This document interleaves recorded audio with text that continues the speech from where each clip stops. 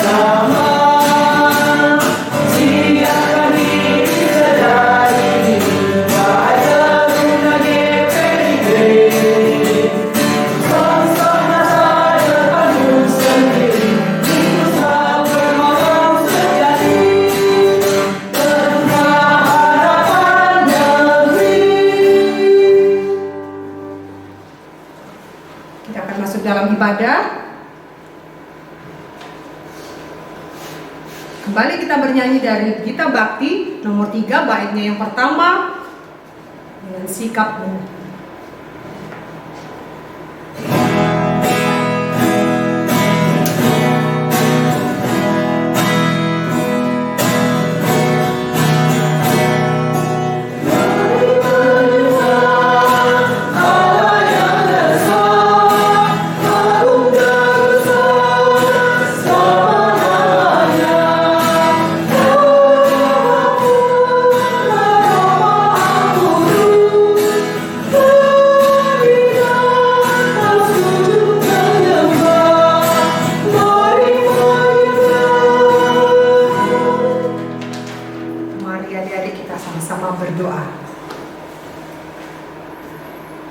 Terpujilah Engkau Tuhan yang kami panggil dalam nama Tuhan Yesus Kristus. Kami bersyukur Tuhan telah memberikan hari kepada kami, membangunkan kami di pagi hari, kami menikmati hidup yang Tuhan beri. Kini kami masuk dalam ibadah hari Minggu Persekutuan Teruna. Kiranya ibadah ini tidak sia-sia, mengingatkan kami akan perlunya hidup kami bergantung kepada Tuhan dan mensyukuri akan nikmat Tuhan. Kiranya Tuhan memimpin ibadah ini dari awal, pertengahan hingga akhirnya dalam penyertaan Tuhan Yesus Kristus saja. Amin. Silakan duduk. Kita akan bermazmur. Kita akan ambil dari Mazmur pasal 34, ayatnya yang kedua hingga ayatnya yang keempat. Kita baca secara bergantian. Aku hendak memuji Tuhan dalam segala waktu.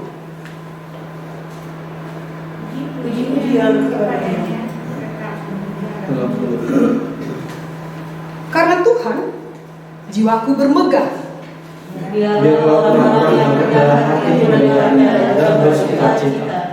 Muliakanlah Tuhan bersama-sama dengan aku. Marilah kita sama-sama memasukkan namanya. Kita tetap duduk, kita sebelumnya pemberitaan firman Tuhan. Kita bernyanyi dari Kidung Jemaat 49, bait yang pertama dan yang kedua, firman Allah jayalah.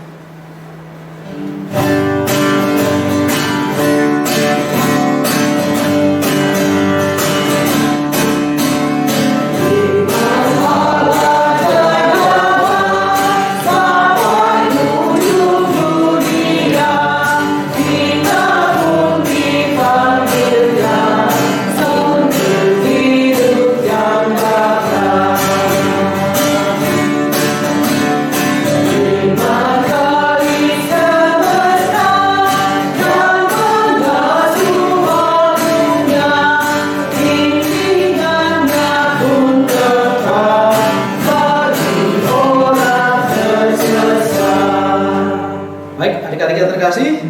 Selamat hari Minggu. Kita akan memulai pertemuan firman kita pada hari Minggu ini. Namun sebelumnya, kakak mengundang kalian untuk membuka Alkitab kalian masing-masing dan menandainya pada kitab Imamat pasal 8 ayat 1 sampai ayat yang ke-30. Kakak ulangi, kitab Imamat pasal 8 ayat 1 sampai ayat yang 30. Sebelum kita merenungkan firman Tuhan, kakak undang kalian untuk bangkit berdiri. Mari kita memohon pertolongan Tuhan untuk ibadah kita dan pertemuan firman pada pagi hari ini. Mari kita berdoa. Allah Bapa kami yang bertata di dalam kerajaan surga, terima kasih ya Tuhan, pada saat ini kami diberikan kesempatan untuk bersekutu, walaupun kami tidak bisa bertatapan satu sama yang lain, namun kami diberikan pertolongan oleh Engkau ya Allah, dan semangat kami untuk tetap merenungkan firman-Mu, membaca dan menggali isi firman-Mu untuk mengetahui kehendak Engkau di dalam hidup kami. Ya Bapa, berkati ibadah kami dari awal hingga akhirnya. Kami serahkan semuanya ke dalam tangan penasihat. Dalam nama Yesus Tuhan kami yang hidup. Amin. Baik adik-adik, kakak ulangi kembali membaca Alkitab kita terambil dari kitab Imamat pasal 8 ayat 1 sampai ayat yang ke-30 yang menyatakan, Tuhan berfirman kepada Musa, panggillah Harun dan anak-anaknya bersama-sama dengan dia, dan ambillah pakaian-pakaian, minyak urapan dan lembu jantan, korban penghapus dosa, 2 domba jantan dan bakul berisi roti yang tidak beragi. Lalu suruhlah berkumpul segenap umat ke depan pintu kemah pertemuan. Musa melakukan seperti itu yang diperintahkan Tuhan kepadanya. Lalu berkumpullah umat itu di depan kemah pertemuan. Berkatalah Musa kepada umat itu, inilah firman yang diperintahkan Tuhan untuk dilakukan. Lalu Musa menyuruh Harun dan anak-anaknya mendekat, dan dibasuhnyalah mereka dengan air. Sesudah itu dikenakannya kemeja kepadanya, dikatkannya ikat pinggang, dikenakannya gamis, dikenakannya baju efod, diikatkannya sabuk baju efod, dan dikebatkannya sabuk itu kepadanya. Dikenakannya tutup dada kepadanya, dan dibubuhnya di dalam tutup dada itu urim dan tumim. Kemudian ditaruhnyalah serban di kepalanya, dan di atas serban itu di sebelah depan ditaruhnyalah patam emas, yakni jamang yang kudus, seperti yang diperintahkan Tuhan kepada Musa. Musa mengambil minyak urapan, lalu diurapinya kemah suci serta segala yang ada di dalamnya, dan dikuduskannya semuanya itu. Dipercikannya sedikit dari minyak itu ke mezbah 7 kali, dan diurapinya mezbah itu serta segala perkakasnya, dan juga bejana pembasuhan serta alasnya untuk menguduskannya. Kemudian dituangkannya sedikit dari minyak urapan itu ke atas kepala Harun, dan diurapinya dia dan untuk menguduskannya. Musa menyuruh anak-anak Harun mendekat, lalu dikenakannya kemeja kepada mereka, diikatkannya ikat pinggang, dan dililitkannya destar seperti yang diperintahkan Tuhan kepada Musa. Disuruhnya membawa lembu jantan korban penghapus dosa. Lalu Harun dan anak-anaknya meletakkan tangannya ke atas kepala lembu jantan korban penghapus dosa. Lembu itu disembelih, lalu Musa mengambil darahnya, kemudian dengan jarinya dibubuhnya darah itu kepada tanduk-tanduk mezbah sekelilingnya, dan dengan demikian disucikannya mezbah itu dari dosa. Darah selebihnya dituangkannya pada bagian bawah mezbah. Dengan demikian dikuduskannya mezbah itu, dan diadakannya perdamaian baginya. Diambillah segala ternak yang melekat pada isi perut, umbai hati, kedua buah pinggang serta lemaknya, lalu Musa membakarnya di atas mezbah. Tetapi lembu jantan itu dengan kulit, daging, dan kotorannya dibakarnya habis di luar perkemahan, seperti yang diberitakan Tuhan kepada Musa. Kemudian disuruhnya membawa domba jantan korban bakaran. Lalu Harun dan anak-anaknya meletakkan tangannya ke atas kepala domba jantan itu. Domba itu disembelih, lalu Musa menyiramkan darahnya pada mezbah sekelilingnya. Domba itu dipotong-potong menurut bagian-bagian tertentu, lalu Musa membakar kepalanya dan bagian-bagiannya dan lemaknya, serta isi perut dan betisnya dibasuh dengan air. Lalu Musa membakar seluruh domba jantan itu di atas mezbah. Itulah korban bakaran yang baunya menyenangkan, yakni suatu korban api-apian bagi Tuhan, seperti yang diperintahkan Tuhan kepada Musa. Kemudian disuruhnya membawa domba jantan yang lain, yakni domba persembahan pentahbisan. Lalu Harun dan anak-anaknya meletakkan tangannya ke atas kepala domba jantan itu. Domba jantan itu disembelih, lalu Musa mengambil sedikit dari darahnya dan membubuhnya pada cuping telinga kanan Harun, pada ibu jari tangan kanan, dan pada ibu jari kaki kanannya. Musa menyuruh anak-anak Harun mendekat, lalu membubuh sedikit dari darah itu pada cuping telinga kanan mereka, pada ibu jari tangan kanan, dan pada ibu jari kaki kanan mereka. Lalu Musa menyiramkan darah selebihnya pada mezbah sekelilingnya. Diambilnyalah lemak ekornya yang berlemak, serta lemaknya yang melekat pada isi perut, umbai hatinya, kedua buah pinggang, serta lemaknya, dan paha kanannya. Dan dari dalam bakul berisi roti yang tidak beragi yang ada di hadapan Tuhan, diambilnyalah satu roti bundar yang tidak beragi, satu roti bundar yang diolah dengan minyak, dan satu roti tipis, lalu diletakkannya di atas segala lemak dan di atas paha kanan itu. Dan ditaruhnyalah seluruhnya di telapak tangan Harun dan di telapak tangan anak-anaknya, dan dipersembahkannya semuanya sebagai persembahan unjukan di hadapan Tuhan. Kemudian Musa mengambil semuanya dari telapak tangan mereka, lalu dibakarnya di atas mezbah, yaitu di atas korban bakaran. Itulah persembahan pentahbisan untuk menjadi bau yang menyenangkan. Itulah suatu korban api-apian bagi Tuhan. Musa mengambil dada domba itu dan mempersembahkannya sebagai persembahan unjukan di hadapan Tuhan. Itulah yang didapat Musa sebagai bagian dari domba jantan persembahan pentahbisan itu, seperti yang diperintahkan Tuhan kepada Musa.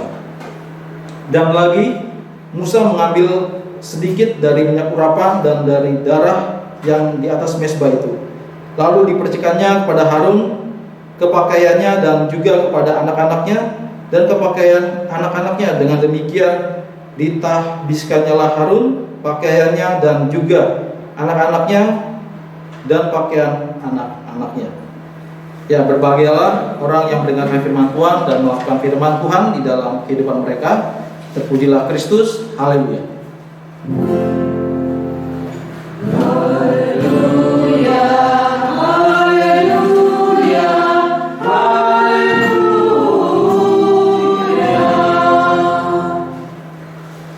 Baik, selamat hari Minggu adik-adik. Berjumpa lagi pada ibadah hari Minggu Persekutuan Turunan Minggu 8 November 2020. Judul pelajaran kita pada hari ini adalah dipilih untuk menjadi gembala dan pelayan. Nah, dari pertemuan kita pada hari ini diharapkan adik-adik teruna dapat menjelaskan bahwa pentahbisan Harun dan anak-anaknya adalah proses pengudusan diri. Kedua, diharapkan adik-adik teruna nantinya mengerti, ya, pengertian khusus mereka juga adalah orang-orang yang dikuduskan. Dan terakhir adalah komitmen adik-adik teruna untuk menjadi gembala dan pelayan bagi sesama mereka. Nah, adik-adik yang terkasih, pada beberapa bulan yang lalu tentu kita sudah pernah membahas tentang kitab Imamat, ya. Sedikit banyak kitab Imamat ini membahas tentang bagaimana proses-proses korban bakaran, korban sajian, korban penebus dosa, korban penghapus dosa, yang semuanya itu dilakukan dengan umat membawa korban-korban persembahan atau bakaran seperti lembu, bisa itu dalam bentuk burung dara atau merpati, bisa juga dalam bentuk domba dan seterusnya. Nah, di sini dengan jelas di kitab Imamat proses ritual ya, korban bakaran, persembahan dan seterusnya ini dilakukan oleh imam. Di sini imam ditugaskan untuk melakukan ritual persembahan-persembahan itu seperti korban sajian, bakaran dan seterusnya. Nah, adik-adik, tugas imam di situ adalah memastikan proses korban persembahan, korban sajian, ucapan syukur, korban penebus salah dan sebagainya itu berjalan dengan baik. Dan ini hanya bisa dilaksanakan oleh seorang imam. Nah, seorang imam ini merupakan salah seorang keturunan Lewi, yaitu salah satu dari suku bangsa Israel. Dan hanya mereka lah yang bisa berwenang melakukan ritual, proses persembahan dan proses ibadah tersebut. Nah, adik-adik, tugas seorang imam adalah sangat berat. Ya, salah satunya tugas seorang imam ini adalah memastikan bahwa bangsa Israel pada saat itu mengarahkan mereka berbakti dan beribadah pada Tuhan Allah mereka. Nah, tugas kedua yaitu memastikan dirinya sendiri adalah kudus. Ya, jadi kakak ulangi, tugas imam pada saat itu adalah memastikan dan menguduskan bangsa Israel pada saat itu. Itu adalah salah satu tugas dan tanggung jawab seorang imam. Tugas kedua adalah memastikan dirinya seorang imam itu juga kudus sebelum melakukan pekerjaan-pekerjaan Tuhan atau melayani Tuhan melalui proses-proses ritual yang sudah ditetapkan secara rinci di dalam kitab Imamat. Nah, adik-adik, dalam pembicaraan atau perenungan firman kita pada pagi hari ini, Imamat 81 pasal 8 ayat 1 sampai 30 ini berbicara tentang proses pentahbisan Harun dan anak-anaknya. Adik-adik tentu masih ingat siapa itu Harun. Harun ini adalah seorang yang merupakan kakak kandung dari Musa. Nah, kakak kandungan, dan Harun ini adalah salah satu keturunan Lewi. Nah, adik-adik, Harun ya di dalam kitab Imamat beserta anak-anaknya ditahbiskan. Jadi ini orang yang dipilih Tuhan ya untuk melayani Dia. Dan Harun, kakak ulangi lagi, adalah seorang Lewi. Nah, seorang Lewi ini dalam salah satu suku-suku Israel adalah orang yang ditugaskan hanya untuk melayani Tuhan di bait suci atau di bait Allah. Nah, adik-adik, dalam proses pentahbisan ini kalau kita lihat atau baca tadi dari Imamat pasal 8 ayat 1 sampai 30 yang agak panjang ini, di situ kita bisa lihat proses pentahbisan ini dimulai dari rincian-rincian yang panjang sekali ya. Kita bisa lihat di situ sebelum pentahbisan ada namanya seorang imam atau Musa mengkuduskan dulu mezbahnya. Kemudian selanjutnya membuat pengampunan dosa atau penebus salah melalui korban-korban bakaran seperti lambu atau domba. Yang selanjutnya dilanjutkan dengan proses pentahbisan. Nah, adik-adik, tujuan dari pentahbisan ini apa? Ya, pentahbisan imam ini merupakan suatu upacara yang menegaskan bahwa Allah itu sudah memilih. Allah memilih dan menguduskan mereka. Para imam ditahbiskan hanya untuk melakukan apa yang Tuhan kehendaki. Nah, pentahbisan itu juga berarti Tuhan menguduskan hidup mereka. Para imam dikhususkan untuk bertugas tersebut ya, membangun relasi serta merta sungguh-sungguh kepada Tuhan agar tiap tanggung jawab yang mereka lakukan dengan setia. Nah, adik-adik, kalau kita lihat proses ini, inti dari proses pentahbisan ini adalah kekudusan. Tuhan mewajibkan kita untuk hidup kudus. Ya, kita bisa lihat ya dari Imamat ini ada proses-proses ritual-ritual yang harus dilakukan oleh bangsa Israel.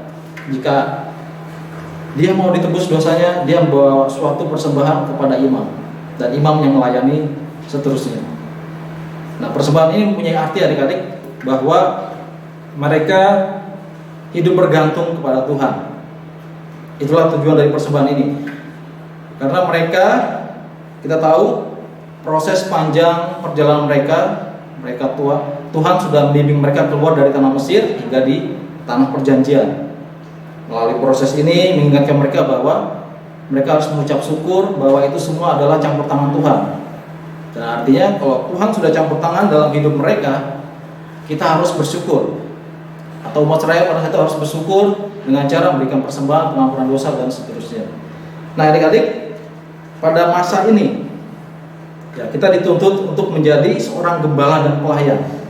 Ya, kalau masa kini imam itu mungkin ya, imam ini diibaratkan sebagai seorang pendeta yang melayani umatnya, menjalankan ritual-ritual dalam ibadah liturgik, dalam ibadah di gereja. Ya, ini adalah salah satu wewenang dari seorang pendeta. Nah, adik-adik, kita sebagai umat yang dipilih oleh Allah, kita juga punya wewenang untuk melayani Tuhan, yaitu sebagai gembala dan pelayan. Ya.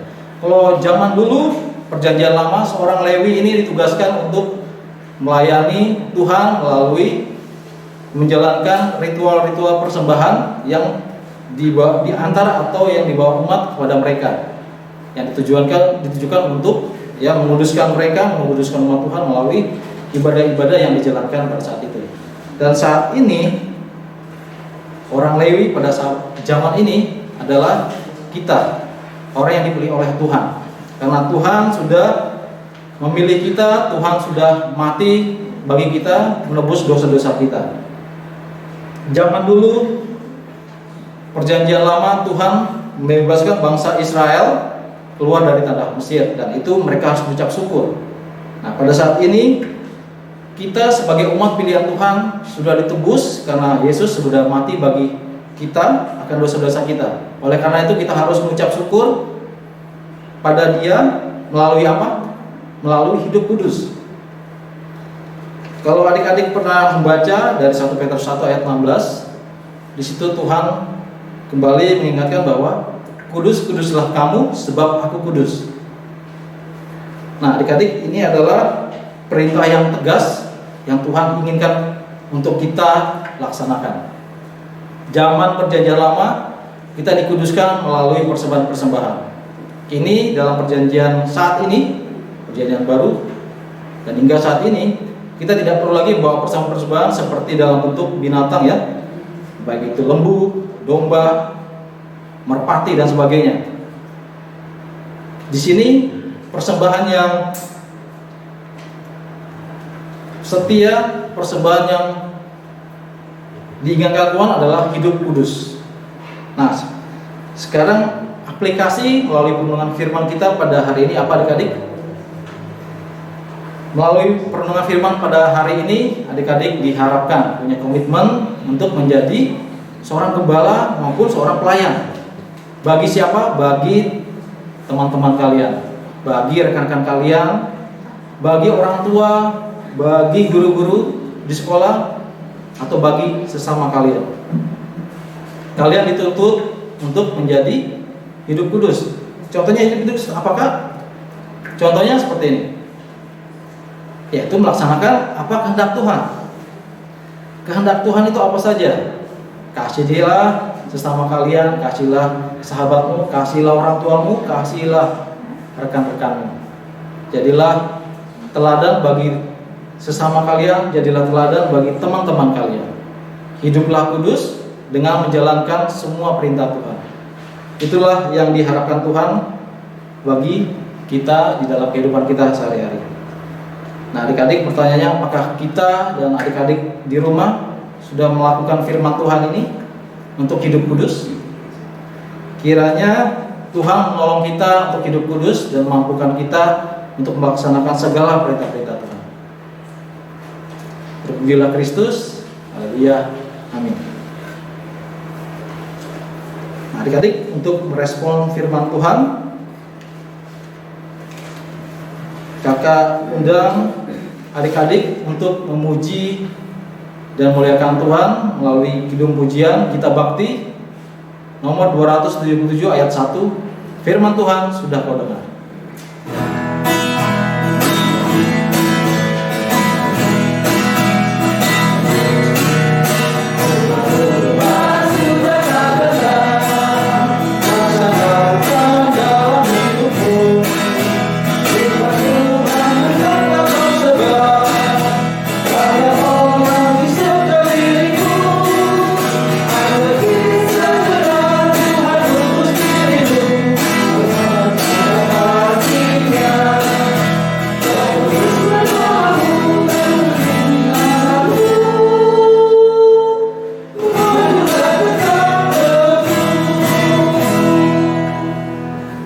Baik adik-adik, kita tiba saatnya akan berdoa syafaat.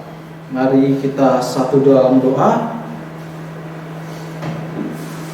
Allah Bapa kami yang bertata di dalam surga, kami mengucap syukur ya Bapa atas kesempatan yang indah pada hari ini. Kami boleh berkumpul di rumah kami masing-masing. Walaupun di tengah keterbatasan kami, tidak seperti biasanya kami dapat beribadah, bertemu, bertatap muka satu sama lain dengan teman-teman kami. Dan pada saat ini kami masih tetap beribadah secara daring di rumah kami masing-masing.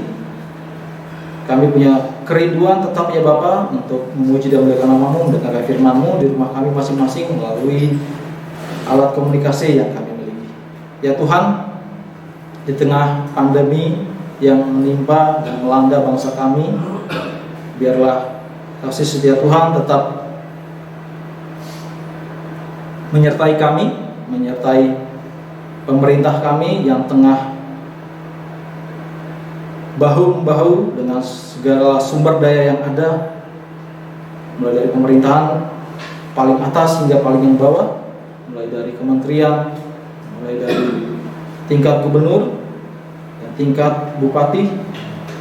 Ya Tuhan, biarlah Tuhan berkati mereka yang sudah bekerja keras untuk melakukan program pemerintah dalam pemberantasan COVID-19. Tuhan juga berkati para medis yang bekerja dengan susah payah untuk mengurangi korban atau dampak dari COVID-19 ini. Engkau berkati obat-obatan yang ada, Engkau berkati tenaga medis yang ada dimanapun mereka berada. Tuhan, pada hari Minggu ini kami juga mengucap syukur atas firman yang sudah kami dengar, di mana Tuhan berkehendak agar kami hidup kudus. Biarlah kami bisa menjadi teladan bagi sahabat-sahabat kami, teman-teman kami, orang tua kami, maupun sesama kami dimanapun mereka berada di sekitar kami. Ya Bapa, hanya dengan pertolongan-Mu lah kami dapat melakukannya. Tuhan, pada hari Minggu ini kami juga mau berdoa buat gereja kami, GPB Hosiana Berau. Kau berkati pengurus harian majelis jemaat, Kau berkati semua mereka yang terlibat dalam pelayanan kategorial, kakak-kakak layak, dan semuanya ya Bapa, biarlah Tuhan berikan mereka hati yang setia dalam melaksanakan tugas dan tanggung jawab mereka sebagai pelayan. Berkati juga ya Bapa kami sebagai anak-anak layan teruna, dimanapun kami berada, mampukan kami untuk menjadi hidup kudus, untuk melaksanakan seluruh kehendak-Mu yang semuanya itu hanya untuk kemuliaan nama-Mu. Ya Bapa, kami juga mau berdoa buat mereka yang sakit. Kau berkati juga teman-teman kami yang sakit. Kau berkati mereka, biarlah mereka tetap ucap syukur atas apa yang mereka alami, dan mereka tetap senantiasa mengucap syukur di tengah penderitaan mereka yang alami. Tuhan, kami juga mau berdoa buat guru-guru kami, orang tua kami, dimanapun mereka berada. Kau berkati pelayanan mereka, Kau berkati pekerjaan mereka. Biarlah apa yang mereka lakukan hanya semata-mata untuk memuliakan nama-Mu. Ya Tuhan, inilah seluruh rangkaian doa kami yang kami alaskan hanya dalam nama Yesus yang telah mengajar kami berdoa. Bapa kami yang di surga, dikuduskanlah nama-Mu, datanglah kerajaan-Mu, jadilah kehendak-Mu di surga. Berikanlah kami pada hari ini makanan kami secukupnya, dan ampunilah kami kesalahan kami, seperti kami juga mengampuni orang yang bersalah kepada kami, dan jangan membawa kami dalam pencobaan, tetapi lepaslah kami dari kerajaan.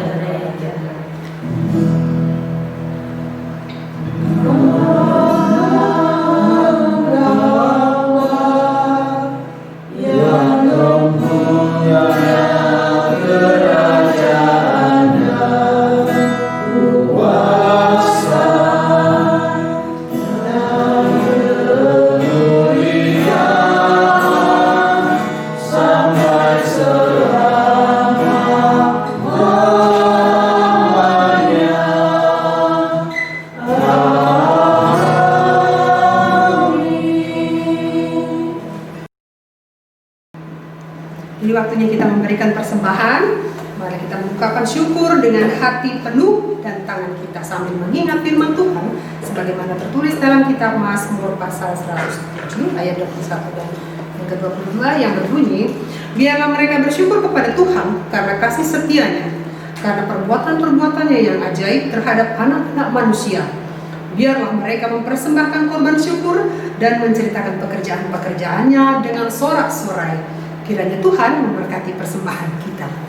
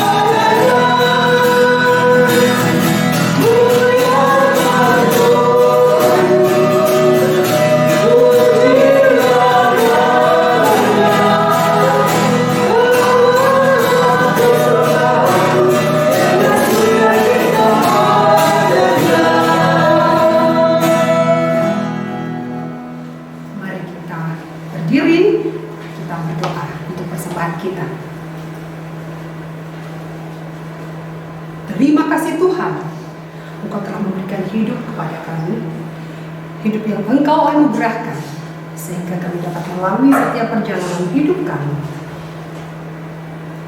Setelah kami telah menerima siraman rohani dari firman yang dibawakan oleh Kak Herwan, kini waktunya kami mempersembahkan syukur kami dalam persembahan yang kami kumpulkan ini. Kiranya Tuhan memberkati persembahan kami. Kiranya Tuhan memberkati hidup kami, sebagaimana Tuhan telah berkorban bagi kami. Tapi bukan seberapa besar yang kami berikan Tuhan. Kiranya Tuhan menilai seberapa tulus tangan-tangan yang telah memberikannya. Pujilah Tuhan, Engkau kekal selama-lamanya. Dalam Kristus kami berdoa. Amin. Kini dalam pemutusan masuk dalam warta PLKPT yang pertama, para pengurus PLKPT mengucapkan terima kasih kepada pelayan firman Kak Herwan Galinggi, kameramen Kakak Glenn, gitaris Kakak Riko, para kantoria, juga vikaris yang telah hadir di sini, Vikaris Muria. Terima kasih. Kemudian berita kedua, telah meninggal dunia ibu dari Kak Winnie, pelayan PT kita, pada hari Kamis tanggal 29 November kemarin, dan telah dikuburkan hari itu juga. Kiranya Tuhan menguatkan dan memberikan penghiburan kepada Kak Winnie dan keluarga. Yang berikutnya, selamat ulang tahun kepada anggota PLKPT, khususnya adik Brian Emmanuel Lumba. Kemudian yang kedua, Mauricio Rubantoruan. Jika ada yang tidak disebutkan, kakak minta maaf. Kemudian jangan lupa untuk tetap memperlakukan protokol kesehatan, cuci tangan sesering mungkin, memakai masker dan menjaga jarak. Dan tetap mengikuti ibadah hari Minggu Persekutuan Teruna yang diadakan secara daring. Demikian warta hari ini. Kakak kembalikan kepada Kak Herman untuk menyampaikan keputusan.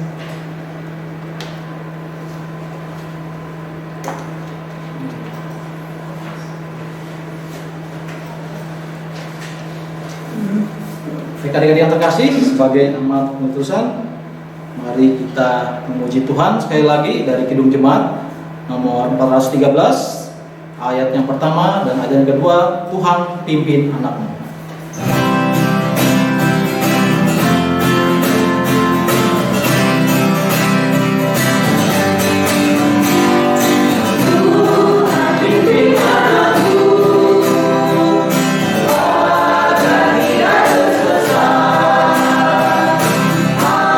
Akan jabat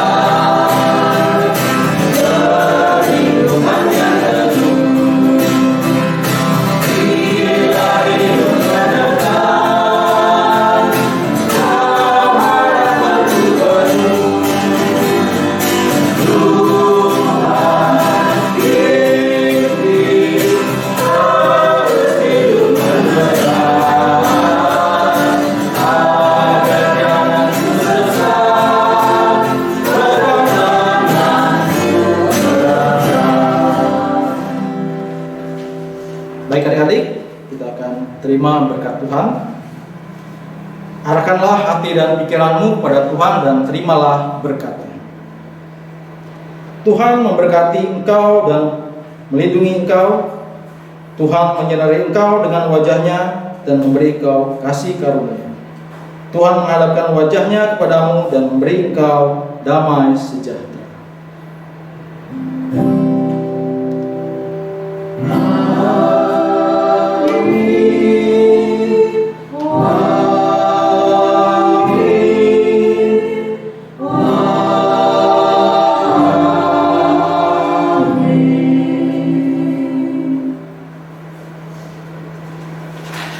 Silakan bersatu dulu.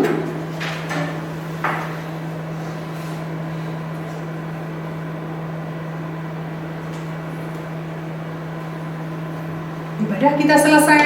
Selamat hari Minggu. Tuhan Yesus memberkati. Selamat hari Minggu, Tuhan Yesus memberkati.